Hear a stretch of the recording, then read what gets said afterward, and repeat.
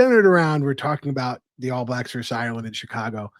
And I don't know if I've ever told this story on air. I think I've told this to Rob, but honestly, we might have been cracking back a few last time I saw him, if he remembers this one.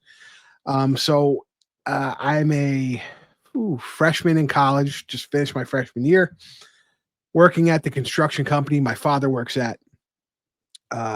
One of the supers is Barry Griffin from Ireland. You know, he lives in the Bronx.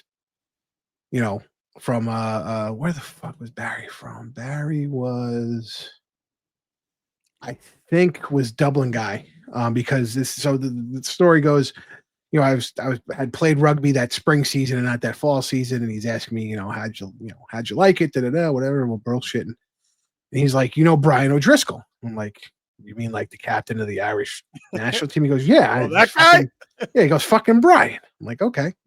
I was like, yeah, I know who he is. I mean, who wouldn't?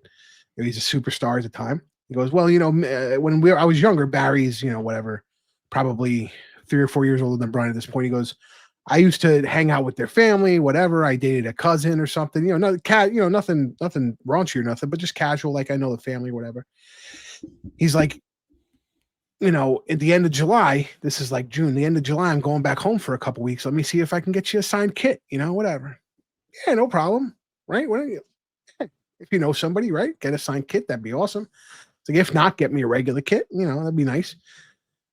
So June comes and goes, July comes and goes. Barry's in Ireland for 3 weeks. He comes back. He's like, man, couldn't get you a kit. Unfortunately, part of Brian's contract is if he has to sign, it has to be for like a vetted, company that's going to sell it for charity. He can't just like sign one-offs like, they kind of do here in the States after the match, like it was a thing, like he had to sign for charity or something. It was part of his contract. Yeah, no problem, Barry.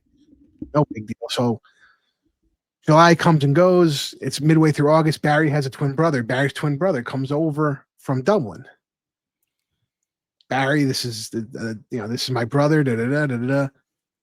And he points to me, all 5'10", 340 pounds, built like a nose tackle, and goes, "Yeah, that's the kid I was trying to get the O'Driscoll jersey for." And his brother goes, "So you have cancer?" And he points to me.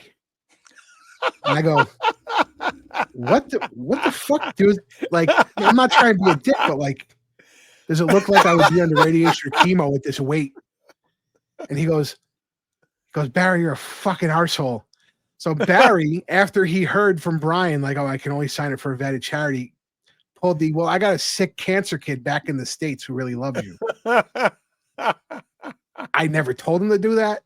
I never asked him to do that. I said, if you can get me a signed kit, I'll take it. If you can't get me a signed kit, that's okay.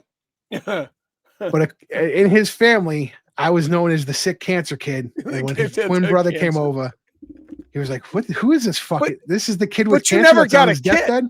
No, he didn't even get me a kit. That motherfucker. He's a cheap motherfucker. Didn't want to buy back at the bar either. Fucking Barry. You had pseudo cancer, never even got a kit, man. Never got a kit. And then his brother was like, why are you telling people you got cancer? I was like, I didn't tell people. Your brother told you I got cancer. I was like, you've known your brother for like 37 years. He's been a liar for 37 years. He goes, yeah, exactly.